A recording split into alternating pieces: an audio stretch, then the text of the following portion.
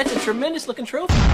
Welcome to the number one PlayStation podcast in the Oceanias. My name is Blight, and joining me on today's episode, Ashley Hobley. Hey Dylan, excited to be here to hear what wisdom you've got for us this week. Wow, he makes a pun. I was legit not going to even mention anything. Isn't that the truth? Why not? Oh my! Thanks for God. having me here, Dylan. It's been great. Wow. Yeah. Yeah, cool. I'm recording. I'm in a lot of pain today. My wisdom teeth is hurting. Apparently, it's one big joke to Ash though, but that's fine. We will. I was searching for a tooth pun, but No, I haven't got one. we will gummy on. We will continuing on.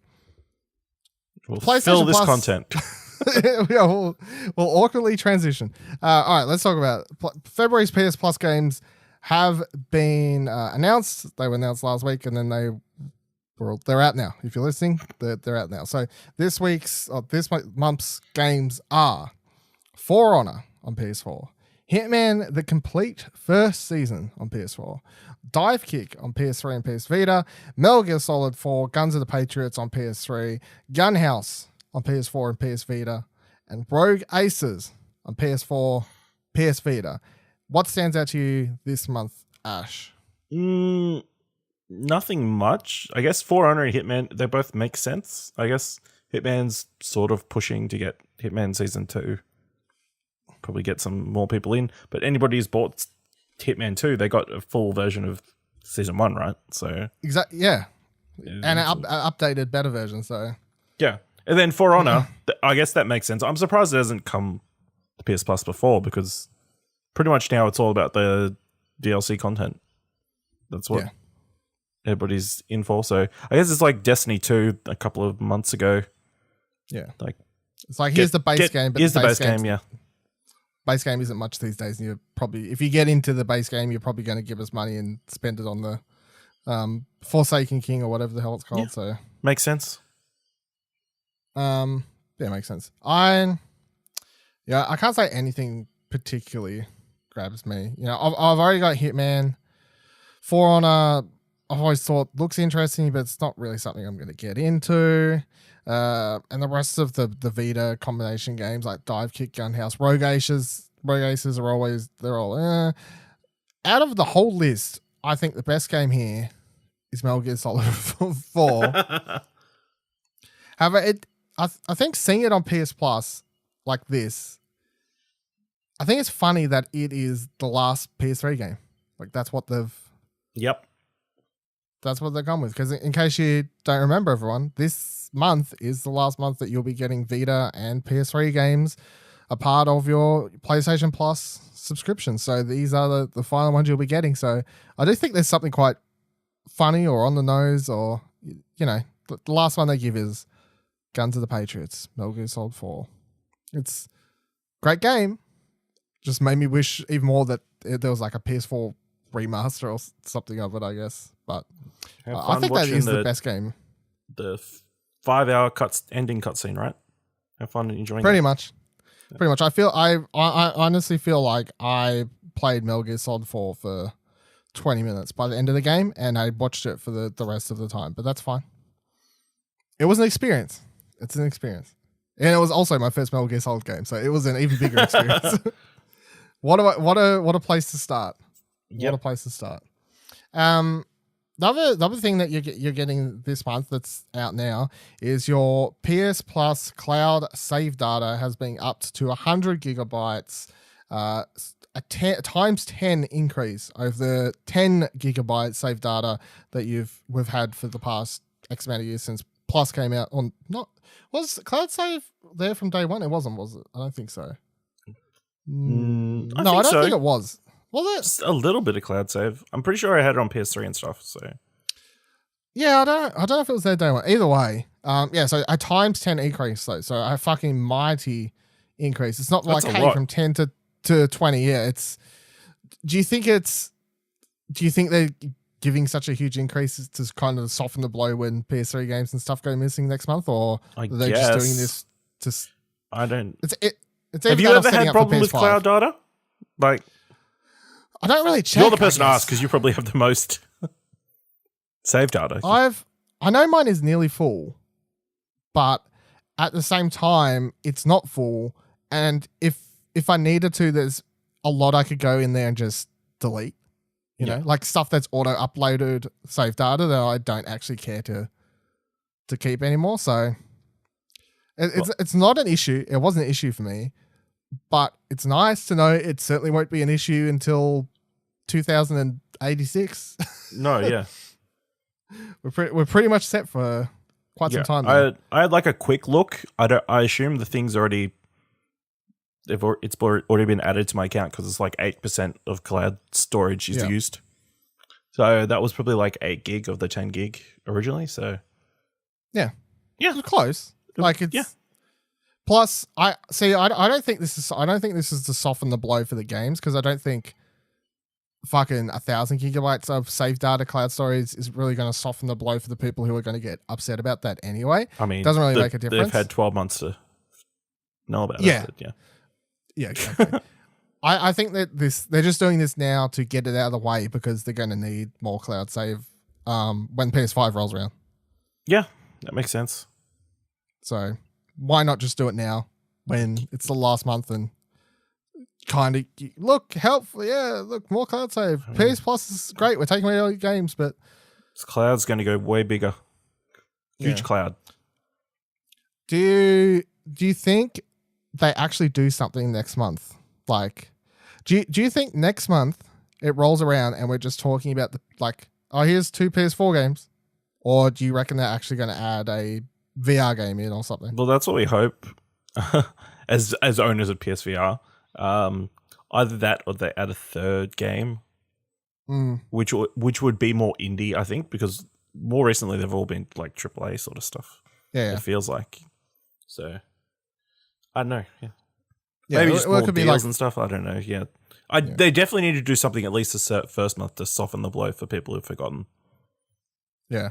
Well, that's my thing. I'm like, I think they did everything right, the 12 months heads up, but a lot of people still probably weren't aware of that or didn't check their emails. You know, there's going to be a lot of people who are just oblivious to the facts still, and are going to be annoyed and people will be annoyed who don't even play the games because they just get annoyed about things like this. So I think doing something next month to kind of soften the blow is probably a smart move. So hopefully they do something, but we'll find out. All right, Ni no Kuni, one of Ash's favorite games of last year, for show, is getting a anime film tie-in coming later to Japan later this year. So this comes from Jewel Shockers. It says, in a collaboration between Warner Brothers Japan and prolific game studio Level 5, a film set in a universe of Ni no Kuni will be coming to Japan this summer. The story seems to be separate from that of Ni no Kuni Wrath of the White Witch, which is the first game on PS3, and then Ni no Kuni 2 Revenant Kingdom. Fans can expect the animated movie to premiere sometime in Japan this summer. As of right now, we've only been given some small details about the plot and its characters.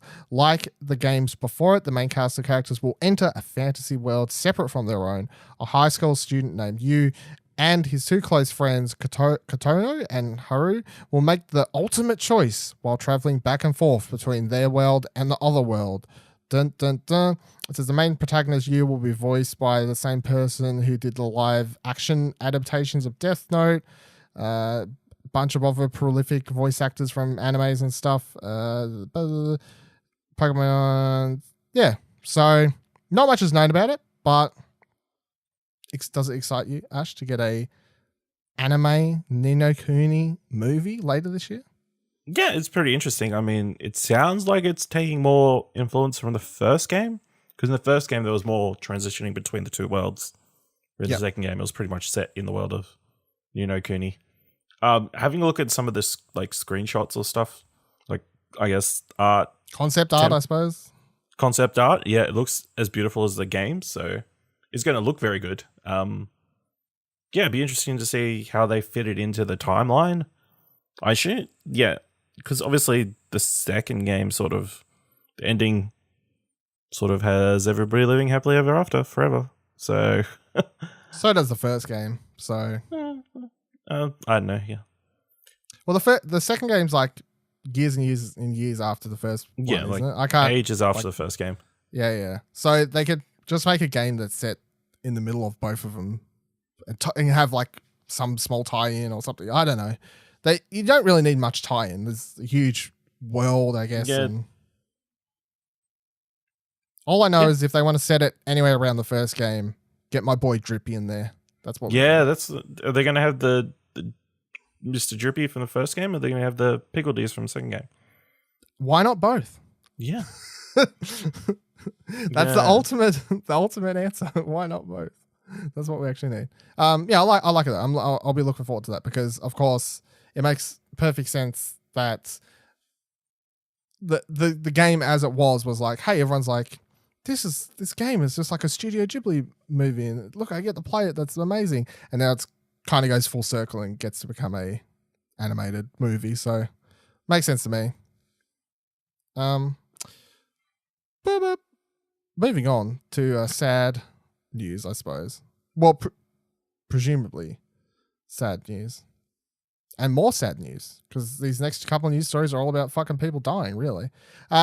Sekiro, Shadows Die Twice, got a story trailer, and I really like it because compared to other games in the FromSoft universe, I couldn't believe how much I watched the trailer and was going, oh, there's actually a story here.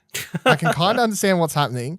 There's actually a main character who's going to have reasons behind what they're doing things and drive and history and all these other things. It sounds like a weird thing to be praising a game for, but I'm like, oh, Sekiro has a somewhat normal story going for it, I guess. There's like an plot. actual... Yeah, there's actual plot. And dialogue. Yeah. Compared to, of course... yeah. I mean, all big Bloodborne, Dark Souls, whatever fans will tell you, blah, blah, blah, those games are rich in story, blah, blah. Yeah, they're rich in lore, not story. Yeah, I think, that's where I kind of draw the line as well. I'm like, yeah, okay. Their story is built upon you reading really obscure shit, and then it's just lore building for the world. It doesn't really have a driving force for the main...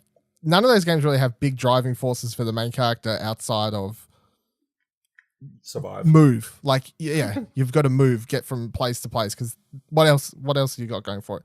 But yeah, I thought so. The trailer I think is really cool because it opens, and I watched a story breakdown, which I would also suggest on YouTuber Vita videos.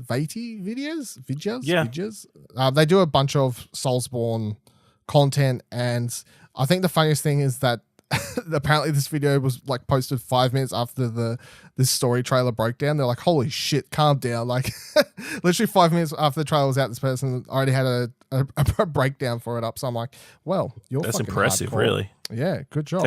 How long did it take him to render it? He's got a supercomputer or some hacks or something going on. But yeah, I watched theirs and they break it down, and it shows his characters fighting at the start. And it sets up the time period very well with like the narrator saying, this time in Japan, everyone was fighting, wars, et cetera, et cetera, et cetera. And then you get to see the young kid who's the main character in Sekiro. He's like sitting there in the middle of a field of a bunch of dead bodies and whatever else is going on. Then this character basically saves him, who's called the Owl, I think is what it was like referred to as. Apparently, yeah. Yeah. A really big dude, because then it shows after this where the Sekiro character is grown up. And this dude's still like double the fucking size of him, and in every which direction is just huge, towering character. And he's talking, and the narration is just saying, when I saved you that day, I didn't know what you would eventually become, something along these lines. So, yeah. And at some stage you have to wonder, because like he loses his arm and then gets like the grappling arm thing or whatever you want to call it. Yeah. So then it's like there's a lot of cool histories and story points potentially being set up between him being saved as a kid, having a mentor figure, a father figure, this owl character that saves him, and then at some point losing his fucking arm and whatever else is going on. So I'm enjoying it. I'm honestly surprised that I could watch a trailer for a From Software game, and I was already really looking forward to this game, but I was mainly looking forward to this game from a gameplay perspective. But yeah, watching it as an actual trailer of a story and going, this story actually looks intriguing. Okay, Yeah, I'm interested. Looking forward to seeing this Japanese Drake and Sully. Well, yeah. Yep. Why not? That's one way to put it. Moving on to the next sad story. And I call that one sad only because I presume we're sitting there in a field or whatever, like his dad, or he's probably died, I presume, out in a battle or something like this. I liked in the video he theorized that possibly it was just scavenging. Because he had a bunch of yeah. That'd be a cool twist rather than, oh, my dad died in a battle or something we've seen like a million times before. Yeah. But, yeah. Sad stories continue though, because Sony has been sending out RSVP wedding invitations to everyone but us, apparently, because I saw everyone on social media, all your big influencers. I mean, it probably got lost in the mail. I'd like to got think like so. 5 different addresses down. They probably know which one to send it to. That's exactly what I like to think as well. But Sony sent out all these wedding invitation things that is going to be a Days Gone reveal of some sort. I'd presume a new trailer or something that's going to be dropping on Valentine's Day later on this week. But they're setting up I don't know, like if you go to the website, which is PlayStation.com/fucking something or other, Days Gone. Yep. And on the website, you have to enter a code if you got sent one of these things, RSVP code. But then it also has a gallery of pictures of Deacon and his wife, Sarah, on here. All very happy pictures. They're getting around on the bike in what looks like post-outbreak, I would presume. I don't know. Somewhat. Well, you're right. It could be either, I suppose. Yeah. He just doesn't look much younger, or maybe he does. I don't know. Who's saving these? Who's taking photos when you've got the zombie apocalypse on you? Well, photo mode. And if you scroll down further, it says their story. Deacon St. John and Sarah Whitaker, Whitaker, surely. Whitaker, yeah. Were an unlikely couple. He was from rural Oregon, a member of an outlaw motorcycle club. She was from Seattle, a botanist with a degree in biochemistry. But from the moment they met on the back roads of Farewell, Oregon, they were inseparable. Now they're ready to ride off into the sunset and face the next chapter of their life together as man and wife. Follow them along the way, fucking Facebook, Instagram links. So what I want to know is what the fuck you think they're going to do to these characters, because I'm kind of... We're going to get a hour, 20-minute long wedding ceremony and reception. I don't know if I want to watch that, to be perfectly honest, but... They've gone to the effort of animating it all, scripting it out. You're going to have to watch it, Dylan. For the content. Yeah. No, I'm just afraid that they're going to do a very stereotypical, she gets killed by the freakers. Oh, she's dead, blah, blah, blah, blah. Oh, no, and that's going to be the outbreak was on the day of their wedding day.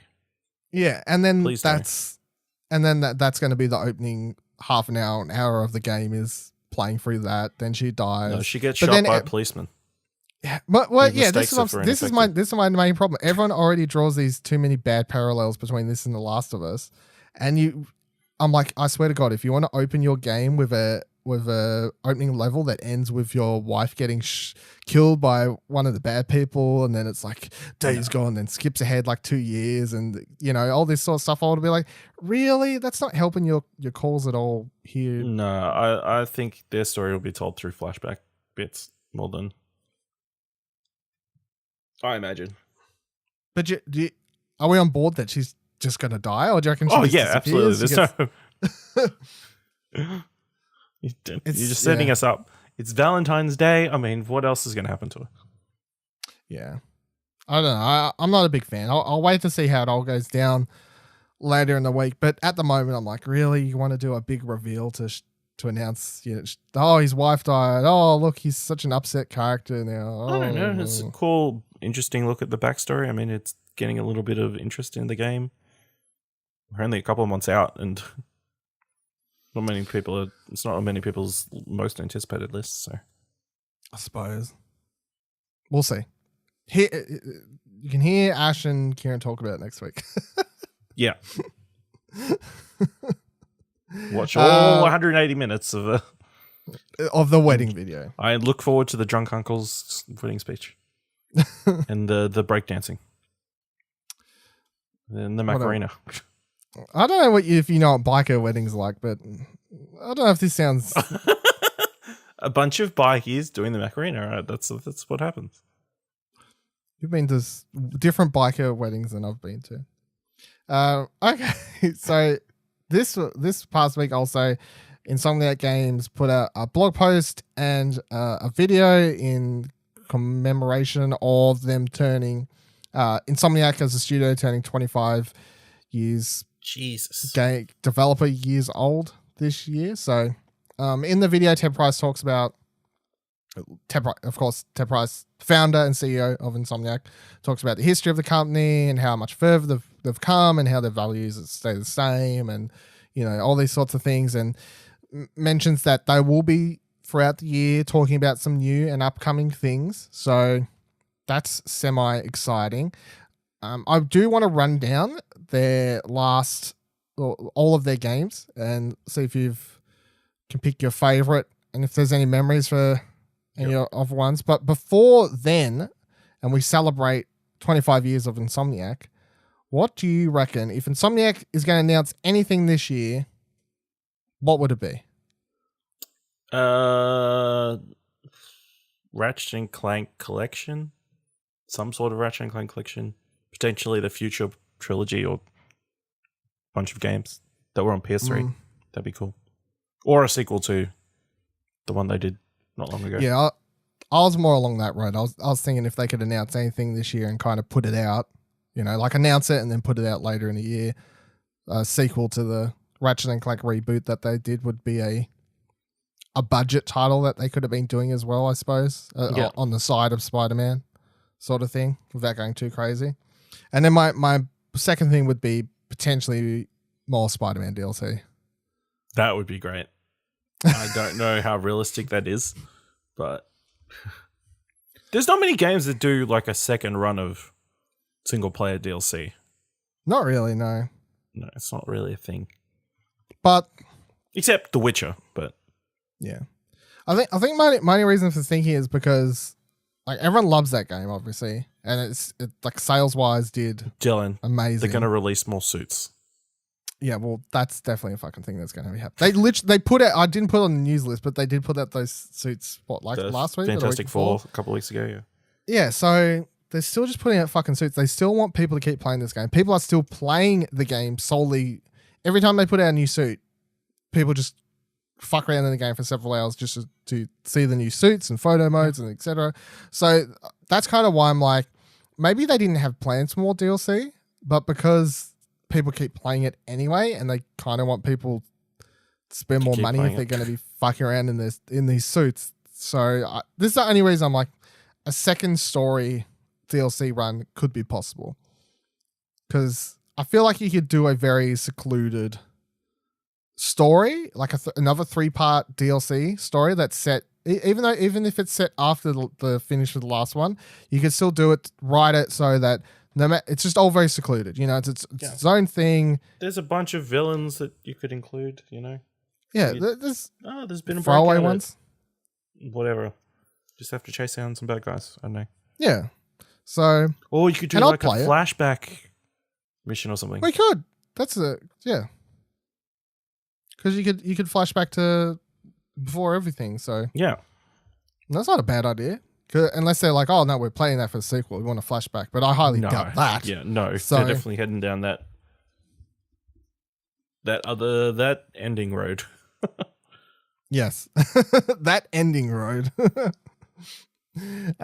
Yeah. So that's where my money would be. It would be Ratchet and Clank reboot sequel, yeah, or more Spider-Man DLC. Or all No of the hope? above.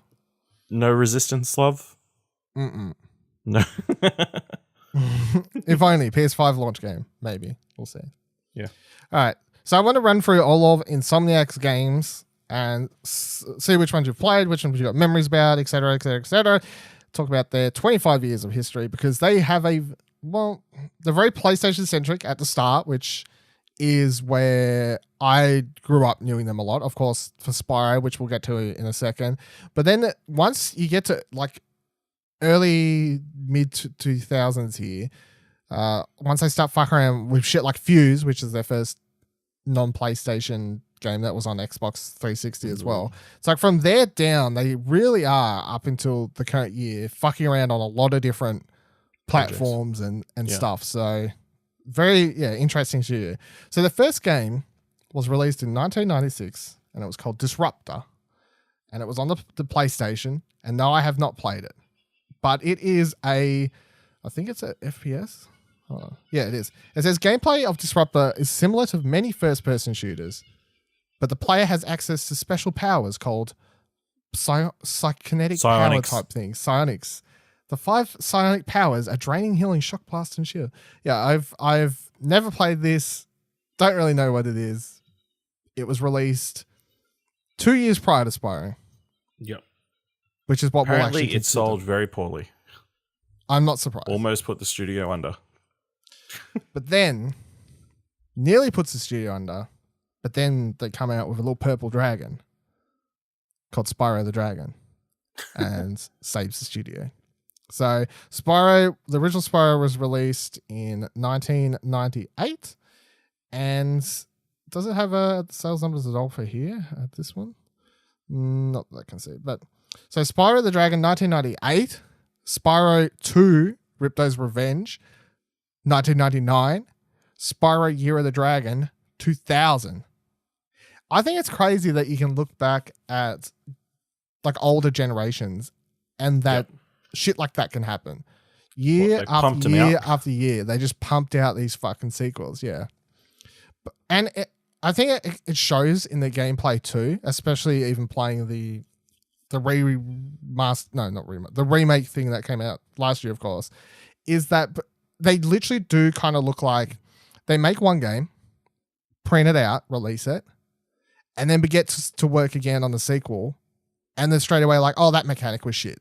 Let's change it to this. Let's do, know, like constantly tweaking stuff. And then by the time you get to the third game, which has the most variation in gameplay mechanics and whatever else, characters, more interesting storylines, more fleshed out villains that are like the first game's villain is just barely even existing. But by the time you get to the last game, it's like the villains are such big characters of it all. And Spyro, it has the more system where you'll unlock a new ability, like per world after you beat a boss. It's like, hey, you need this ability to fight them, etc., etc. It's like, it really is put out one game, get straight back to work on it, tweaking, put out that game, get straight back on the third one, tweaking, get back to that one. It's like they're learning as a studio as they're just fucking releasing the games, which I find interesting as well. Yeah. So that was their PlayStation 1 era. It was Disruptor and then all Spyros. But everyone would know them for Spyros. Coming in the PS2, of course, the franchise, I think them, as much as I love Spyro, I would say that they're probably more known to a lot of people, especially in my generation, for Ratchet and Clank more so than Spyro. But they've done like that was 3 times as many Ratchet games as they did Spyro. So yeah, makes sense. So Ratchet and Clank, the first game released in 2002 on the PlayStation 2. But as you'll notice, 2 years difference between Year of the Dragon and Ratchet and Clank. But then it goes back to the same old system. 2003, Ratchet and Clank Going Commando, which I think that's the one in Australia that has a different name. Is it? Yeah, Locked and Loaded is what it's called in Australia. And then 2004, Ratchet and Clank Up Your Arsenal. And then 2005, Ratchet Deadlocked. Gladiator. And then we get into Resistance after that, which we'll get to in a second, in the PS3 era. But yeah, it's fucking crazy again how even in the PS2 era, year after year after year, just fucking shitting out Ratchet and Clank games. If Insomniac's known for nothing else, they put out content regularly. Yeah. They're not hiding away in a corner doing nothing. They get games done. I mean, it's pretty crazy. They must have like a massive, massive team. So they would these days by the time we get to Spider-Man, but you have to wonder back then. I'd like to know exactly how many people they had working there. But it's also, I think Ratchet and Clank, much like what I was just saying about Spyro, is pretty much the same system, I think. You know, they put out the first game, and then by the time you see a second one, they're tweaking some systems, they're improving these things, they're taking out this. Third one is the most hectic, guns, upgradable system, way more interesting characters. It's like the exact same thing as Spyro, where they're just putting them out year after year, and they're tweaking the systems and the characters and storytelling in the background. It's like, it sounds weird to call Spyro 1, 2, and then Ratchet and Clank 1, 2 drafts, like unfinished. Like they're like, here's draft of Ratchet and Clank, but they kind of do feel like that to me at the same time. It's like by the time you get to the last version of all these games, I'm not talking about Gladiator, of course, but the trilogies.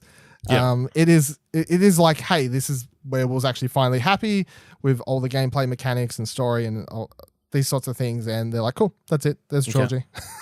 So good. Ratchet and Clank Gladiator. I don't really know why they did that one. I mean, I played it. It's fine. I mean, but I don't know. Maybe they needed money. It's the only thing I can think of. Because, that one is different to the other ones where it's pretty much just an arena. A battle zone shooter rather than an actual platformer. Yeah. It's just waves of fighting enemies.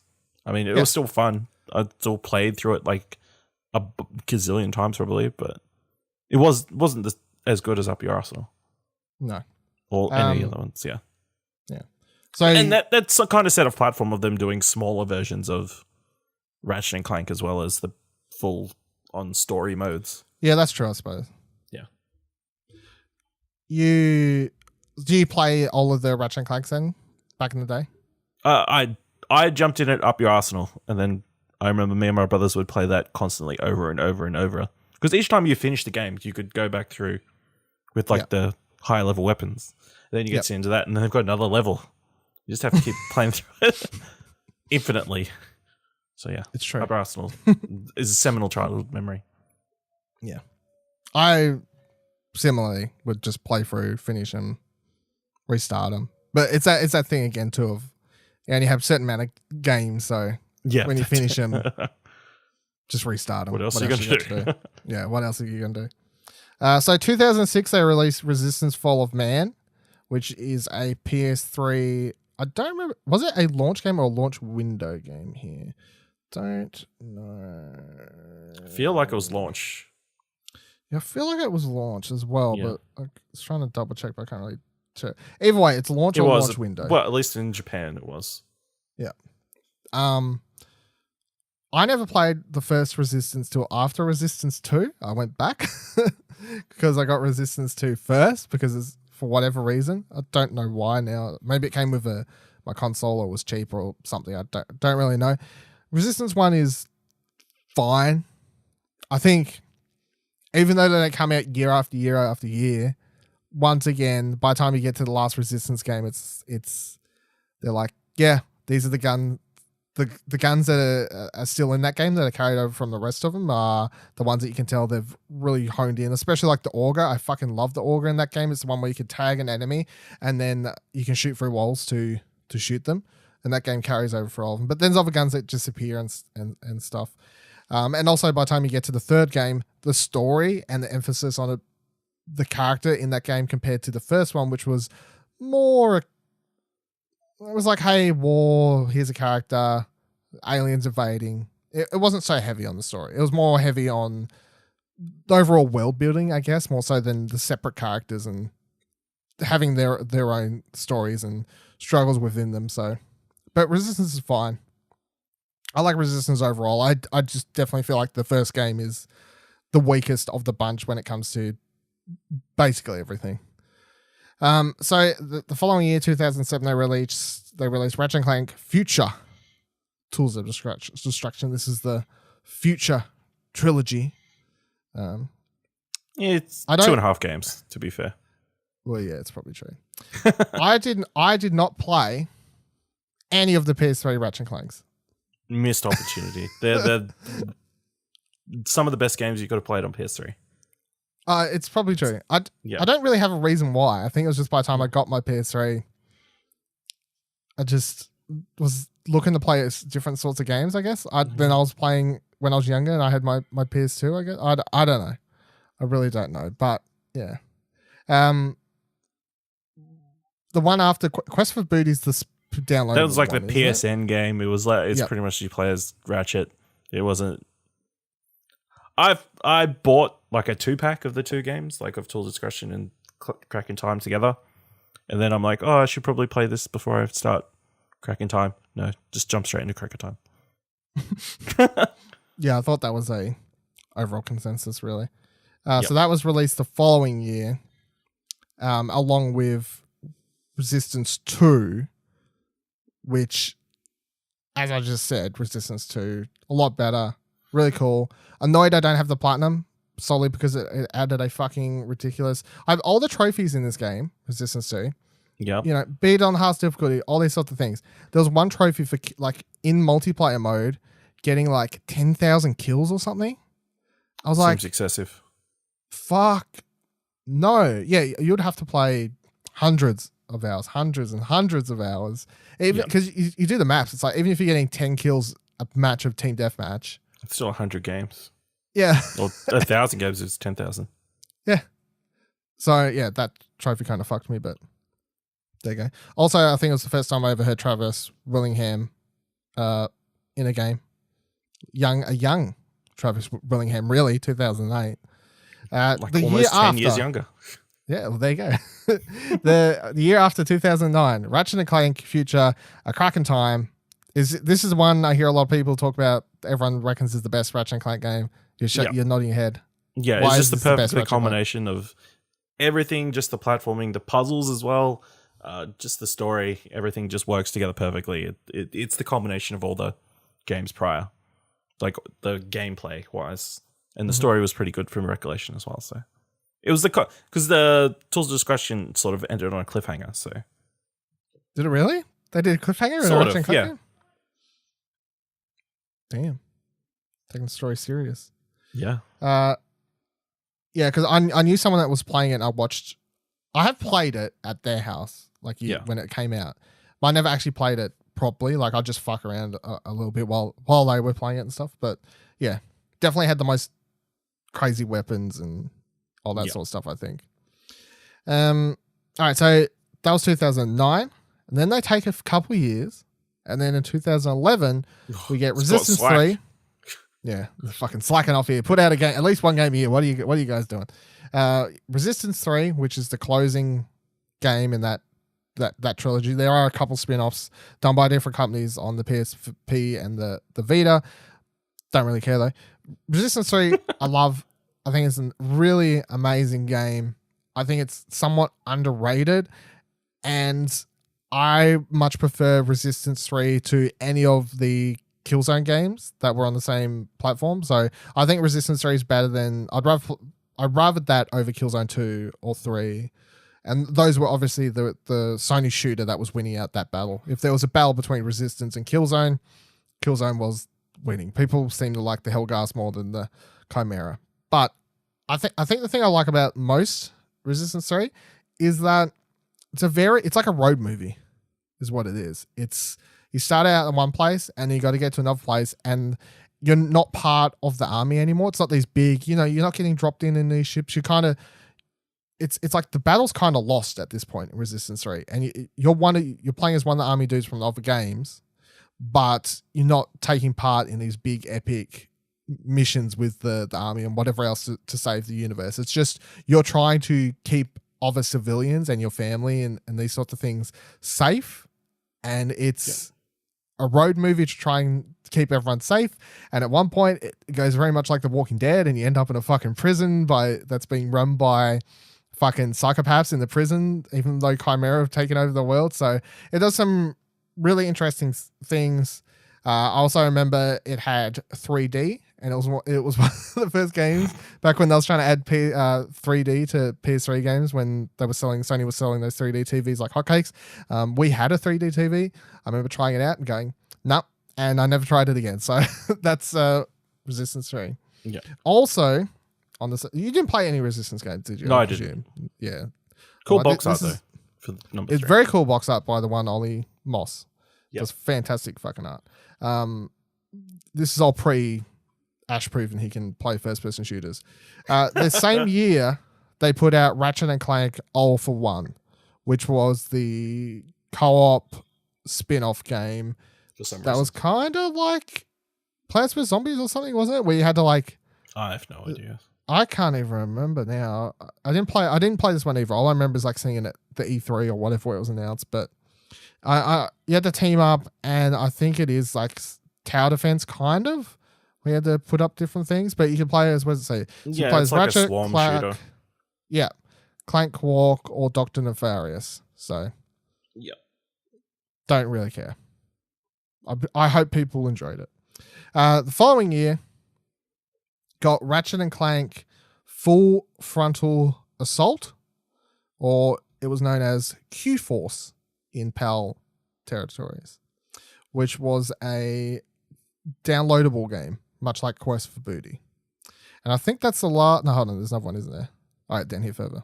I was about to say, I think that's the last one, but there's I another think one. this is the tower defense one. Yeah. That makes sense. Then in the same year they released. So I'm going to put it out here now. This is their first mobile game. I've not played any of their mobile games, and there's a heap more coming up here, so I can't really say anything about them. But their first step and foray into mobile games was a game called Outernauts, and it released on iOS 2012. The following year, they released Fuse, which I never played, and it will always stand out in my mind just as the weird promotional behind the scenes stuff it had going on. It was really weird. It was announced as Overstrike. It looked cool, and then it looked shit. Yeah, it looked really, really cool when they announced it in the trailer. And then next time we saw it, it was like, wait, what? Yep. What happened? Like, is this even the same game? I don't know. But they basically tried to make a third person cover-based shooter like Gears of War, which is of course hot at the time, and they were trying to go in on that. And I don't know anyone who's ever said they've played it. I don't think it particularly reviewed great, like mediocre. It didn't review bad, but that was Fuse. That was is 62, 63. Yeah, well, there you go. Yeah. That was a weird game. And that was their first foray outside, apart from if we're not counting iOS or like Vita or something like that. That was their first foray outside of PlayStation home consoles. First and only AAA game with EA. Read into that what you will. Yeah. The same year, they put out their last Ratchet and Clank game of the original run, I guess is the way to word it, right? Because, of course, the remake thing comes out later down the line here. But, yeah, so Ratchet and Clank Into Nexus was the tower defense one, I presume. Ratchet and Clank. No, it is a shorter, proper sometime story. after the events of A Crack in Time, Ratchet and Clank, blah, blah, blah, blah. Okay, yeah. It's just a shorter one. Did you play this one? No, I didn't. Okay. I was looking for reviews here. But they're right. 8 out of 10, Game Informer, IGN 8.2, blah, blah, blah, blah. There you go. So that was there, but that's their final in the original run of Ratchet and Clank games. Released 2013, the same year that the Fuse came out, and basically was like, Insomniac, what are you doing? The following year, though. The 10th Ratchet and Clank. Oh, there you go. They ended on a good number, and then they come back and they fuck it all up. No, they don't fuck it up. That game's really good. We'll get to it. 2014, they released Sunset Overdrive, which although I haven't finished, and I wish I had more time to play on my Xbox, when I did play it for a little bit last year, I was like, this game's really good. I wish it was on my PlayStation, so I would have played it earlier, but it is really good. And I think, I know most people who have played that on Xbox really love it, and they talk about it being great and amazing and you know, all these sorts of things. But from what I can gather, it didn't do very well, like sales wise, because they were a PlayStation. You know, people knew them at PlayStation. That's where the things go there. And I think also one of the problems is this is an early Xbox One game, 2014. Yeah. And I think the other problem is it wasn't suiting the types of games that people coming from the 360 to Xbox One were used to, because they were used to fucking Gears and Halo and whatever else. And then all of a sudden it's like Sunset Overdrive, third person, collectathon weird thing, you know. So I don't know. I feel like it was a weird game, and I wished it done better because it does have a lot of cool elements. But a lot of cool stuff from Sunset Overdrive you can kind of see come over Spider-Man, I guess, because it was like a learning lesson for a lot of movement systems, I guess. Traversal how to stuff, keep traversal, but yeah, I'd love to go back and find some more time to actually finish up that game, because it does feel really cool when you're going across and you can bounce off cars and then chain that onto grappling onto this thing, shooting a bunch of zombies or whatever the fuck they call them. It's a really colourful game too, and colourful characters, and pity. And then in 2015, they slacked off for a year and did a bunch of, I would call, experiment games, I guess. This is what it comes off as me, because it's like Slow Down Bull, Windows game. I have no idea what this is. Fruit Fusion, Android game. Bad Dinos, iOS game. Digit and Dash, iOS game. I don't know what any of these are. They could all be amazing. But just looking at 2015, with that being their releases, that's kind of like they had internal game jams to me, and then put them out. You know what I mean? Yeah. Like they're just fucking around with different ideas and sorts of things. So, and then 2016, Ratchet and Clank remake of the first game is put out. What are your thoughts on the remake? I mean, it's more Ratchet and Clank. What do you need? It was so good that it made the movie flop. This is true. Yeah, this is true. Because everybody played this and didn't need to go see the movie. So, well, it literally just has parts from the movie in the game. Yeah, I'm surprised they even got Sony to animate it. I'm pretty sure they just took the cutscenes from this and put them up on the big screen. Yeah, I think so. Maybe. Yeah. I think this is the Ratchet and Clank remake is a rare occasion of a remake that just is better, head over heels better than the original game. Yeah. Original property. Because most of the time when you see movies, remakes bad, remakes in games often are very similar, where they turn out to be worse. But I think it also helps that it's the same company going back, revisiting their own property, their own thing, and knowing what still holds up from that, and they can carry over, and what they can change and stuff. But the thing they changed, that works the best is the character stuff. Is what I think it is. Clank not being an asshole to Ratchet the first time they meet. Their relationship makes more sense. Makes more sense, and it makes the overall game more enjoyable, I feel, because the first game when Ratchet and Clank meet, and a lot of people who only played this one may not know, but it's like Clank's just like fuck off, and then they argue for half the majority of that game, and they have this whole back forth thing, and it's really weird to think about it now, because they're not friends at all for basically that entire game, and they're just along for the ride because they kind of need each other to help each other's goals, I guess. Yeah. Whereas in this one, of course they don't see each other and they're like, hey, we're best friends, but they're also like, oh, hi. Oh, you need help? Yeah, cool. I'll help you. Do you want to come along? Yeah, cool. Let's go. So I think it fits in better with the more like kid friendly plot sort of stuff, because it's like, why do you need to have the main characters be jerks? is right. Anything else about the remake stand out from you that they fixed from the original, do you think? Or no, just improving from what they knew, obviously. It looks beautiful. It's like one of the best looking games they've done. So. I agree.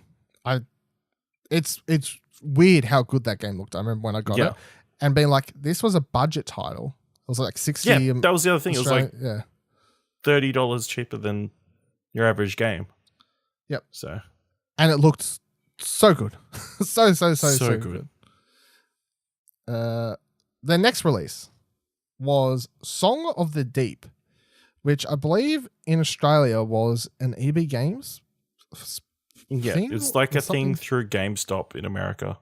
Like them trying to get into games. Publishing games. Which I'm not sure if they've done much since.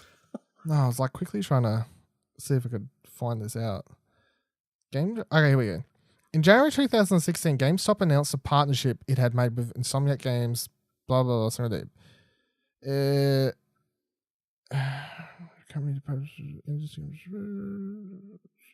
It doesn't really say. It says it's just all from 2016. It's like, hey, we're going to publish more games, blah, blah, blah, blah, blah. That's not very helpful at all. Don't know. But I haven't seen them publishing anything since then, but there you go. I'm pretty sure they died off. Yeah, you'd think so. But all I know is EB Games was like fucking pimping the shit out of this when it was coming up to release. Like, really, you could see ads everywhere for it. It was kind of crazy. I personally didn't play it, not for any particular reason. I think even at the time it was coming out, I'm like, I'm really not in the mood for a Metroidvania, which is what it was, except for underwater. So then it didn't really grab me and interest me. And from what I gathered, although the reviews I read were like, yeah, it's fine.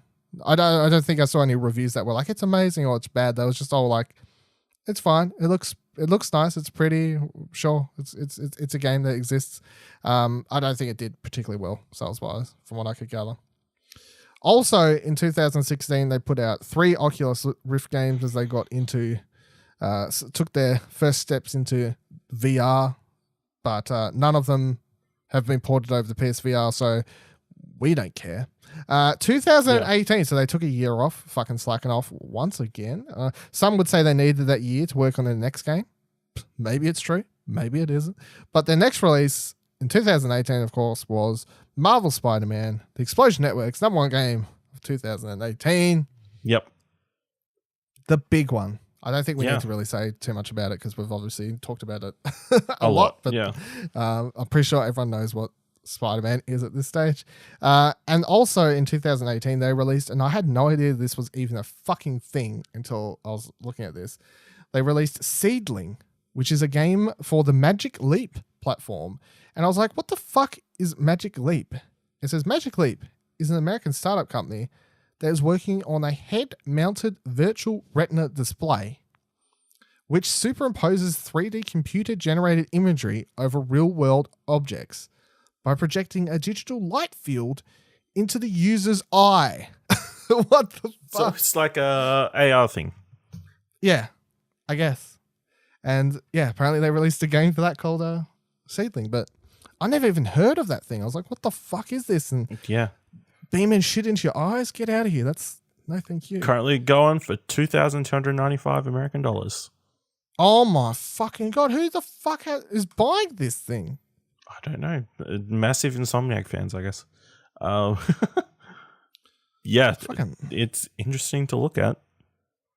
When I saw Magic Leap, I'm thinking, oh, it's one of those, the little reading thingies, the book things to teach kids how to read. That's but what I it's thought certainly it was, not. but no, it is not. No, it is not. And then also worth mentioning here that the only game they have announced so far coming out for 2019 is a game called Stormland, which they announced at E3 last year. Oculus Rift, first-person robot game, I guess is one way to describe it. Very pretty looking. Graphics on it look really good. I remember watching the trailer for it. But once again, not coming for PSVR, at least not announced for PSVR as of yet. So don't really care. All right, Ash. We've been through all their games. Yep. Over their 25 history, if you had to pick 5,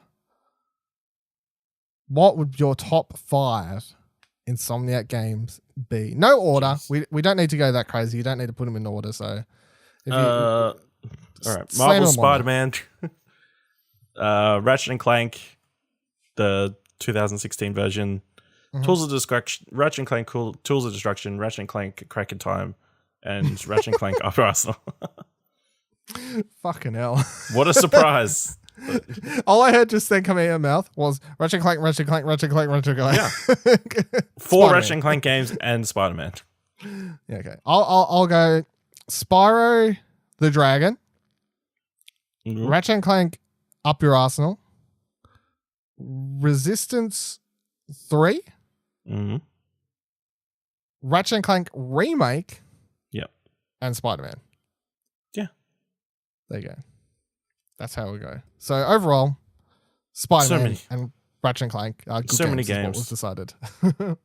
There's a look back at Insomniac. I think, even though of course they are a multi-platform developer and Sony never had them, or however you want to put that, owned them at all, I definitely do kind of look at Insomniac because of their history as a somewhat, like they're part of PlayStation's history because of Spyro and Spyro being such a big part of PlayStation, and then of course because Ratchet and Clank was such a big part of the PS2 era. It's hard not to look at Insomniac as part of PlayStation's history, even though they're doing whatever they're doing now. They're doing some other things, but they've always Spider-Man. got ties. Yeah, and Spider-Man, of course. Yeah, like PlayStation's biggest game of last year. So they work very closely with like Shuei Yoshida and other people at Sony. So yeah, so I think they're an important developer, and 25 years going strong. Yep. Their best, some would say, after Spider-Man is definitely like money-wise, critical success. Yeah, it's everything. Critical success, commercial success, creative success. Best. Yeah. Keep on keeping on, Insomniac is what we're looking saying. forward to when they release their 25th anniversary music video this year. Did you go back and watch those? No. Thank you for joining us on the show this week. You can follow me on Twitter at Vivaladil, Vivaladil. Where can people follow you, Ash? You can follow me on Twitter at Ashley Hobley, ASHLEYHOBLEY. You follow this show on Twitter at Platt Podcast, where you can be sure to find out when it's popping up on that Twitter. Don't forget to rate the show on Apple Podcasts if you can. If you can't rate it on Apple Podcasts, word of mouth, retweet our tweets is probably the easiest way, or reply to it even. Just be like, hey, enjoyed the episode or something along those lines. Tell a friend. Do what you need to do. You can join our Discord to talk to us over at Discord, explosionnetwork.com/Discord. And this, of course, is a product of Explosion Network, of which you can find many more shows, articles, news, and reviews at explosionnetwork.com. And you can follow Explosion Network on Twitter at ExplosionPod. Until next week, hopefully my fucking wisdom teeth hurt less. Actually, I won't be here next week. Let's put that little side note down the show. I will not be here next week. You'll have Ash and Kieran unless Kieran dies or something. Yeah. At which point you'll have Ash. Unless Paul James finish all those Kingdom Hearts games the next week. You'll have Ash and someone here next week. is what can happen. I'm on holidays. Or I'm going to die to wisdom team paste. Yep, that's a good point to end it.